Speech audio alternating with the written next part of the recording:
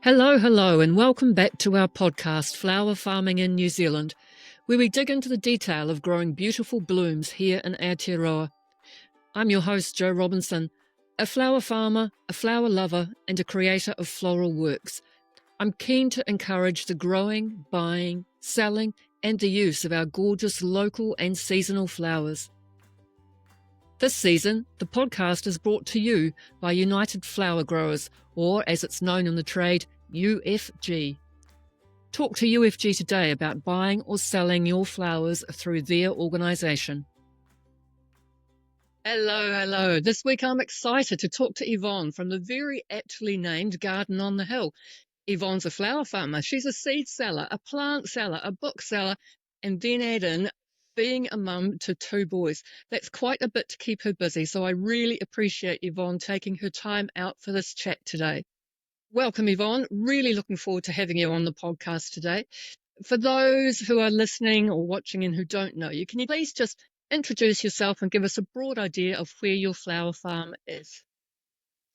Hi, Jo. Thanks so much for having me. It's an absolute pleasure and a bit of a first for me. So, hi, everyone. My name's Yvonne Baker. I have a garden on the hill, which is, funnily enough, on a very windy hill in Waitakere, West Auckland. You said it was very windy today. Is that normal for you to have lots of wind where you are? Yes, reasonably. Yes, it's been southwesterlies this weekend, so they've been pretty cold. The flower paddock where I grow has a 10-acre paddock that's the rise of the hill, shall we say, so the wind whips up there, things get buffeted quite a lot. We have a number of eucalyptus trees, and in winter we often lose at least one to the wind. So, but that's firewood, exactly. Although your version of cold is probably slightly different to mine, but yes. That's okay. Tell me, how did you get started in flower farming? I think COVID and Floret have a lot to answer for. I think a lot of people are probably in that boat as well, to be honest. But we've been at the property nearly 12 years, and we've been thinking there's something else we can do with the property. I mean, it's about 16 acres, and yes, okay, we're on a hill, but there is the odd flat paddock. And I've been trying to decide what the best thing to do would be to utilise the land. So I'd been thinking about it. And eventually I said, what do you think, to my husband? And he said, make a business plan. Top points to him. What a great way to approach it, to do that first rather than start and then do the business plan. I love his logic. Yes, so then you did the business plan, but what drew you to flowers rather than another crop or something else? I've been playing in the dirt since I was allowed outside. So let's be honest. So I grew up on a small farm in England, and we've got a big farming family, and they're all gardeners as well. So being outside and growing things is in my blood. My mum was a big fruit and veg producer, and just for us in our garden, but flowers have always fascinated me. I'm an absolute plantaholic, and I collect plants like other people collect shoes, I suppose. I'm a plant person, not a shoe person, but totally. Yeah, I can understand that. And plants are a bit more rewarding than shoes. You've got 16 acres. How much of that have you got in crop? Or you said also some of it's hill. You're not planting on the hill? I just have one paddock basically for the flowers and a little bit of, probably a quarter of an acre of front garden, and then stuff scattered around various areas for eucalyptus. Like all true gardeners do.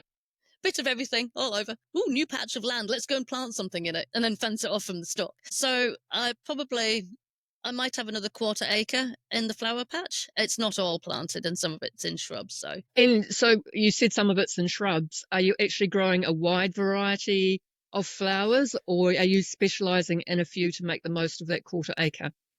Mainly annuals at the moment, with a number of perennials, and then shrubs to help with foliage and things like that. But the thing is, where the shrubs are planted in the flower patch, because it is so windy, it does take a little while for them to get going. So it's a bit of a slow burn on some of them. I mean, when they talk about perennial, they say in year 1 they sleep, in year 2 they creep, and in year 3 they leap. Well, shrubs are that by 5 in our conditions. So I assume in your winter conditions it's exactly the same. Yes. It's interesting.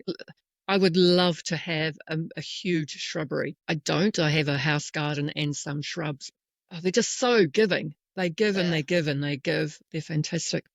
And I'm always on the hunt for interesting stuff. You grow it for 5 years, then you work out it doesn't actually work in floristry. Oh, Yeah. bother. A little birdie once told me that you have horticultural qualifications from the Royal Horticultural Society. La-di-da. Yes. How did that happen? You're obviously um, English. Is that how it happened? yeah, partial. Yeah. Yeah. Well, the natural progression from playing in the soil in my mum's garden to working on a nursery in England when I was 14, and then going to agricultural college for 2 years to do horticulture, and then yes, when I left there at 18, I went to do the Wisley diploma at the RHS Gardens just outside London for 2 years. And then I did a year of plant centre or garden centre management with them as well. So it was the best 3 years of my life. I loved it. I loved it. It was absolute plant heaven. I'm just a little bit jealous here, just hugely jealous actually, to be able Oh, to no. do a qualification like that in a setting like that with all of that combined knowledge around you. It's Yeah. just, you're like a sponge. You can just Oh, soak all yeah. that up and you just learn so much. Oh, you Gosh, you've certainly done a do. lot of things. Well, and also the great thing is that I've got friends for life, and friends who've come over to here to see me that I've been friends for over 20 years. It's wonderful. It's such a great group of people, and such a great experience. And it's still one of my favorite places on this earth is the gardens down there. Yeah. And I think garden people and plant people, they have so much in common. And Yes. they always have something to talk about. I mean, listen to us. We could waffle on for hours, even just talking about Wisley, let alone anything else. I think that a huge tick, I suppose, in a box for me would be to have some kind of training at somewhere like that. Would be just, you'd feel so Yeah. satisfied that you were up to their standard. It's the Yes. pinnacle for me of training, really, in a way. Yes. So, Thank you. do you feel that the qualifications have been really useful to you? I would say the experience of getting the qualifications and working at somewhere like that's possibly been more useful.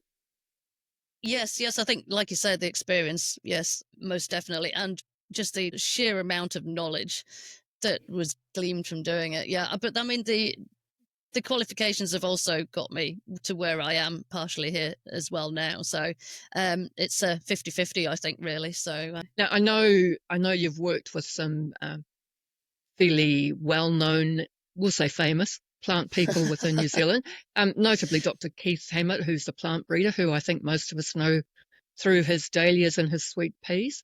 yes. Have you worked with him on the sweet peas or the dahlias or other crops, or just in general with Dr. Keith?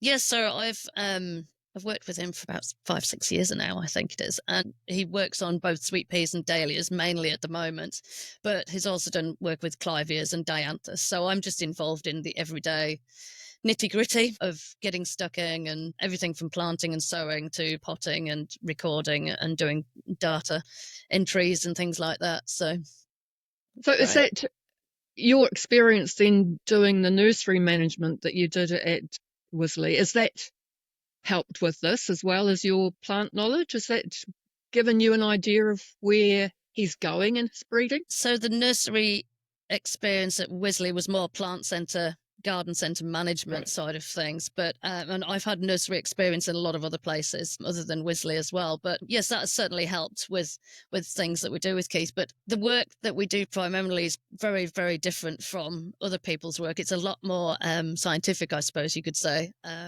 You know what we're looking for in different plants, how we're going to get there, and are we there yet? And if we're not there yet, what do we need to do to get there? And being able to have a really good system that we can track back what we're doing and being able to make sense of things. It's amazing. I would not be good at that job. I do not have the patience. I know I don't have the patience. I'd be fine with the data and analysing the data, but taking years to get to the step of having data to analyse would, my common term of phrase, it would do my head in. It's just not me. But have you had other employers who have inspired you in the same way on your flower journey? Definitely, yes. I did 7 years at the Botanic Gardens in Auckland with wonderful Jack Hobbs, who's just recently retired after many years managing at the Botanic Gardens.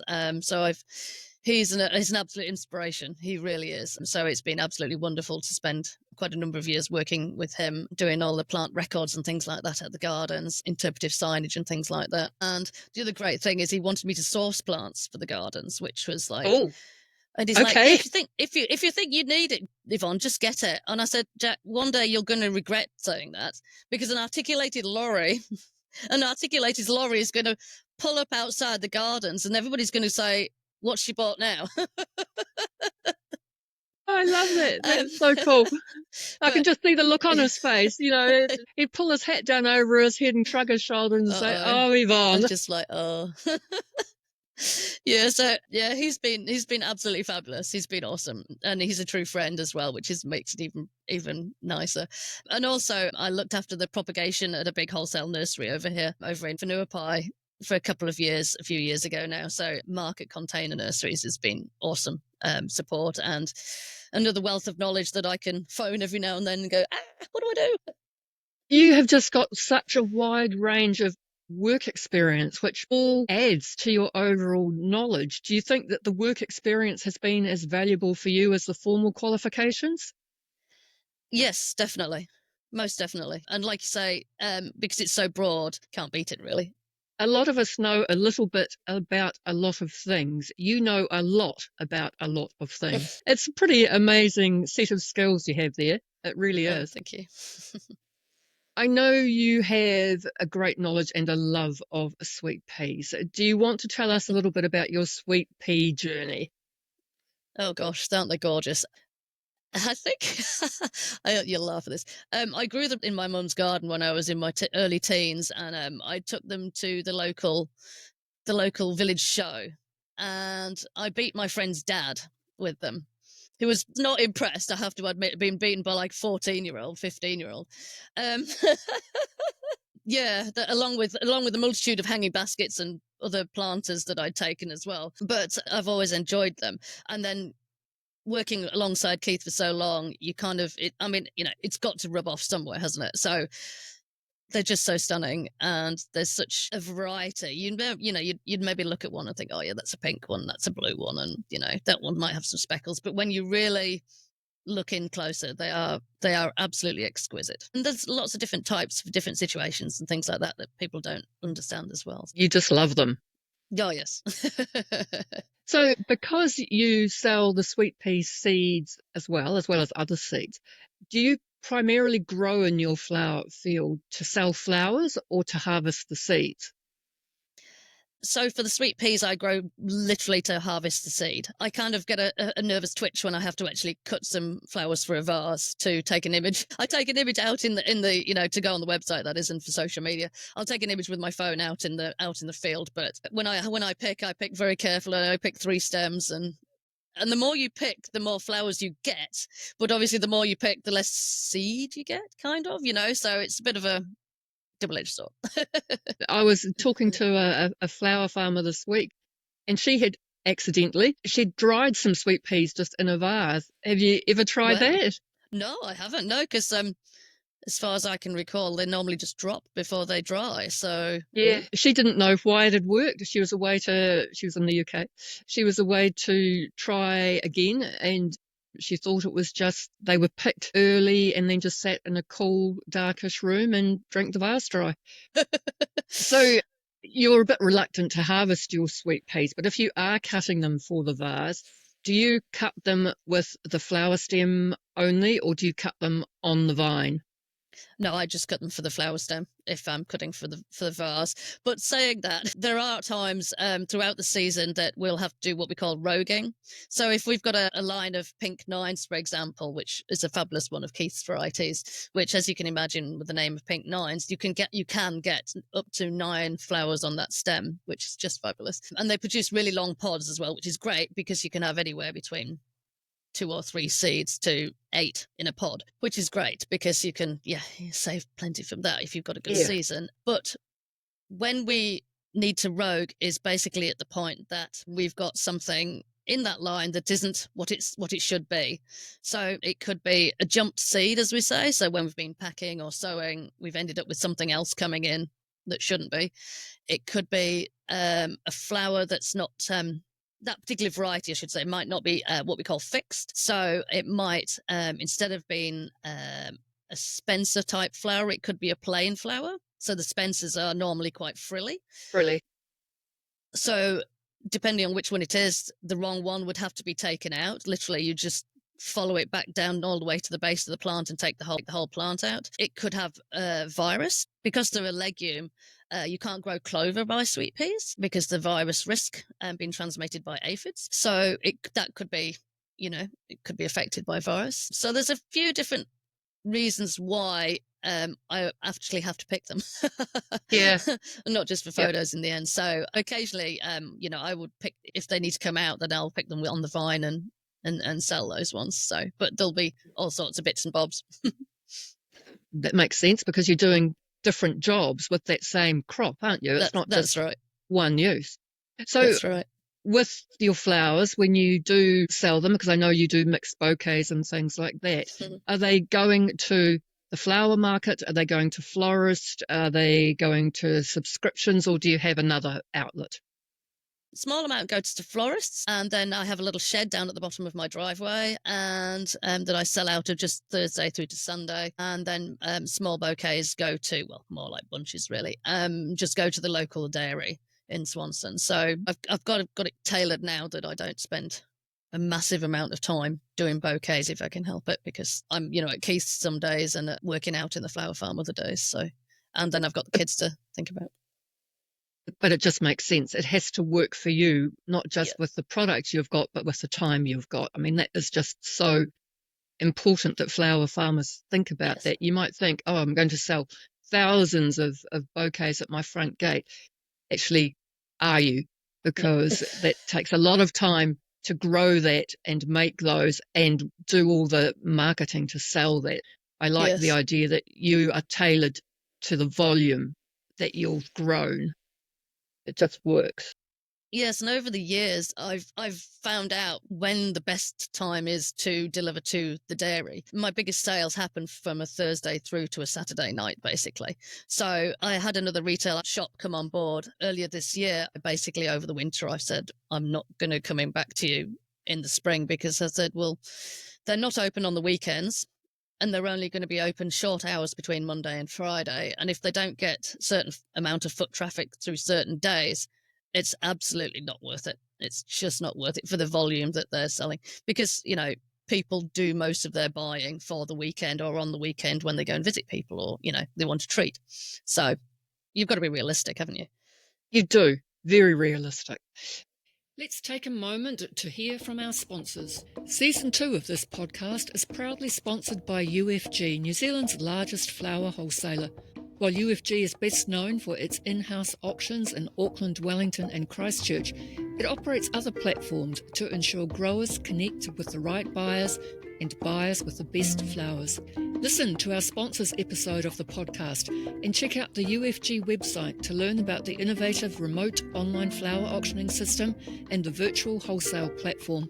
And if you need another option, there are 4 on-site wholesale outlets based in Auckland, Wellington, Christchurch and Invercargill. UFG, connecting growers with the right buyers and buyers with the best flowers. Hey petals, and just like that, we're back into today's conversation.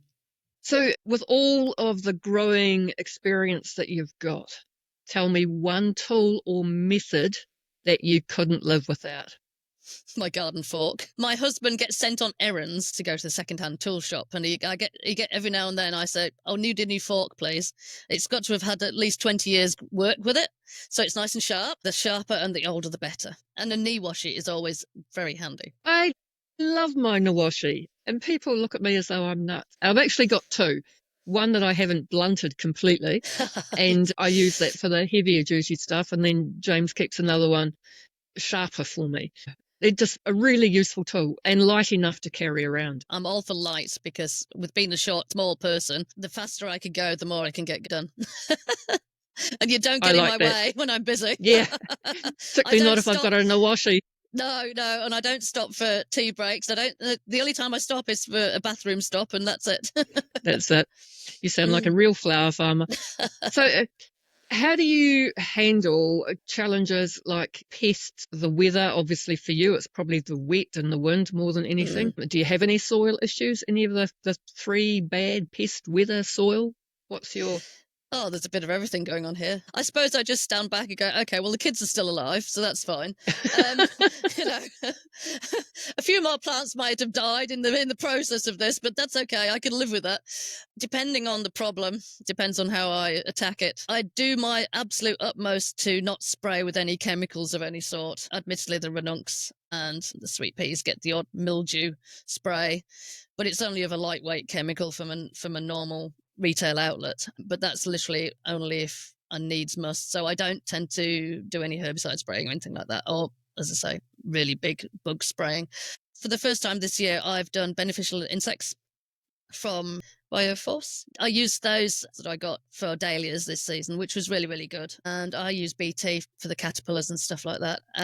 But I don't do massive amount, to be honest. If the crop isn't looking as good as I would like it to, it comes out. So majority of stuff I sow myself.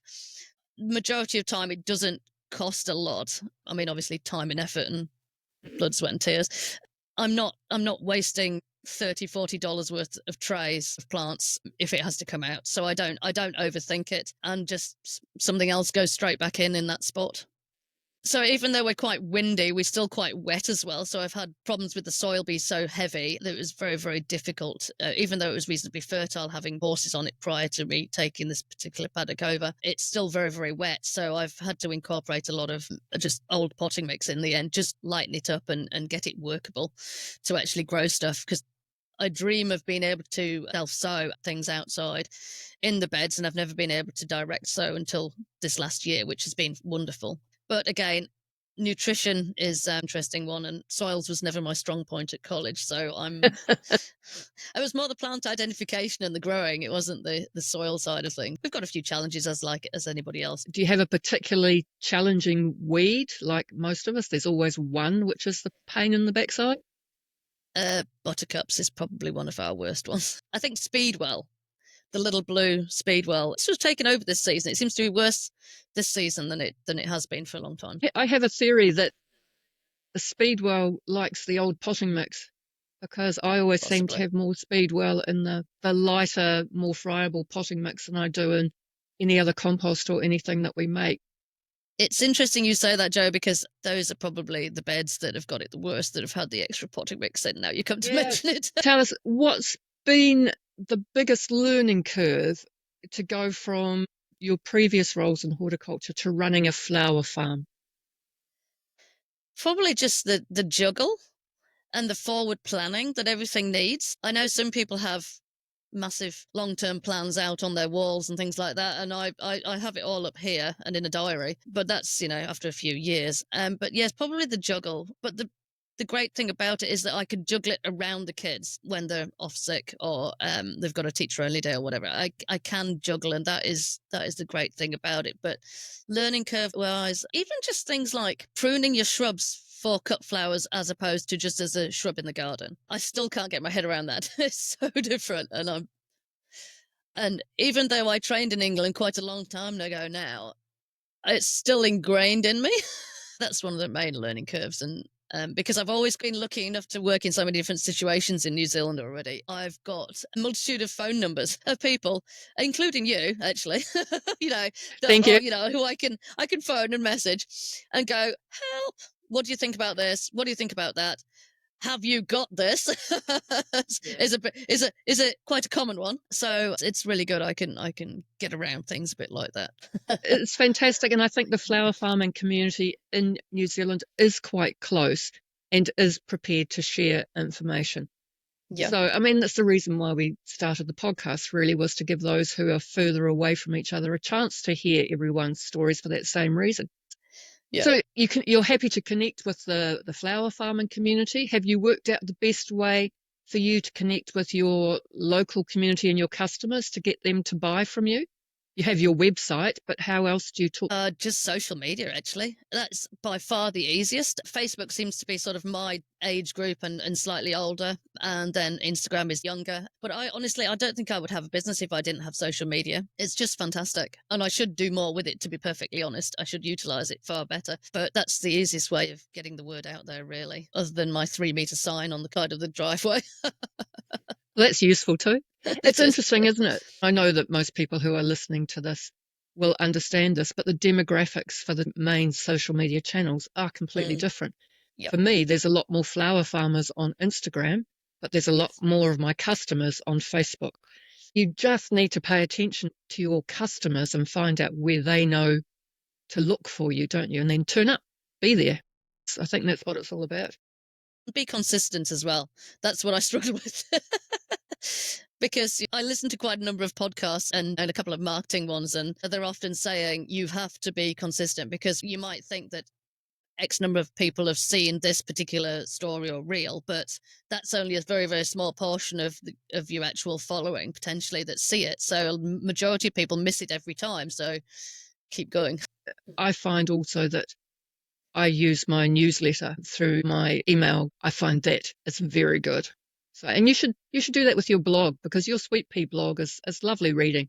There you go. I'm encouraging you to start an email newsletter. I have got one, but there isn't too many people in it just yet. But again, that's growing. It does work. Email marketing does work, because after I've sent that newsletter out, I do get sales straight away. So it is worth definitely doing better and more often. I'm not going to worry about doing it too often. I only do it monthly at the moment, because I don't want to fill people's inbox to the point where they disregard the email. I want them to think, I'll read it once a month and I'll read it through, because I put all my workshops and everything in there by date. So I tell them where we're going to be selling and what we're going to have. They get that information in one place. Again, that probably comes back to the age of my customers as well. They're comfortable with that. But the marketing side it's fascinating, but boy, is it time consuming. Yeah, definitely. Yeah, it's my 5 a.m. job. I'm not up for it at 10 p.m., so it's a 5 a.m. job.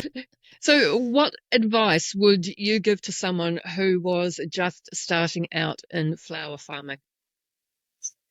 That's a good question. Do a business plan. Do a business plan. See who you're going to be selling to, and see what your market will be like. 2 great bits of advice. Yeah. Yeah. Ask yourself all the hard questions right from the get-go. How will you do it? Who are you selling to? What are you selling? And just nut it out right from day one. And when you go ahead to start your flower farm, I did it bit by bit. I start small and work up, and I didn't take out a big bank loan and put my family under financial stress to do it. It's just a matter of just little bits as and when you can afford it. And people are very generous with time and knowledge and that sort of stuff. And seeds, as they say, seeds are cheap. Try it, see how you get on, but know where you're going to sell, and know how much you need to earn to be able to make it viable. And that's the business plan. I can't agree more that you start with a business plan, because this is a business you're getting into. If you're not knowing where you're going to sell, it's just an expensive hobby. It's a business. Do a business plan. Love that. Really do. So let's lighten it slightly. We're seeing we've been hounding people about the business side. What gives you the most joy about your flower farming way of life? Being able to be outside. My husband knows that if it's a weekend and it's not raining, he won't find me in the house. I'll be out doing something. Flexibility with it, around working with Keith and working with the kids and just doing what I love, so that I get to do it at home. I get to do it at Keith's. I get to do it in my spare time. It's just being able to grow exactly what I want to grow. Coming back to your flowers and your season, do you have a favourite moment in the growing season? When things start germinating, it's just, I just love to see things just poking through the soil. You flower nerd. I am. Yeah, it's just so thrilling to see when things germinate, and not so thrilling when they don't, of course, but it's just a buzz. There's always a buzz when I see something has germinated. That and when the first of the sweet peas start to flower.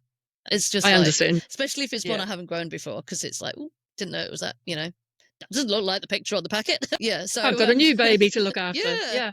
Or something completely different pops out of a packet of something that you weren't expecting or whatever, and you think, oh, hang on a minute, this could be useful for something. It's the excitement of the new seasons, I suppose. It makes sense with all your training that the germination, the start of everything from there is what rings your bells. Yeah, just tickles you. So I've got a couple of questions that I ask everybody, so I'm going to fire them at you. How do you see your business evolving over the next few years? It really made me think to do this one, Joe, because I hadn't really thought about it really. I suppose every year seems to be different. Every year brings new challenges. Every year brings new opportunities. So I've got interesting stuff in the pipeline that I can't divulge just yet, but Secret squirrel. yeah, just a little. But it's a long-term secret squirrel. That's the problem. Okay. But it's to do with sweet peas. Probably do plant some more sweet peas. I had to make more rows this year to get in everything that I had grown. So just probably more sweet peas, but also being better at honing my skills on what I do and don't grow flower variety wise, and just sort of just doing the ones that do the best, really. Weeding out those that are less profitable or less Fussy. yeah, more fussy. Yeah. Yeah. Yeah.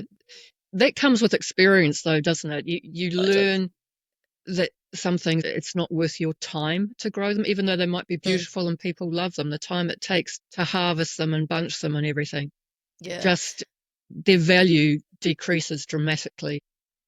Yeah. Molliocella the first year was absolutely stunning.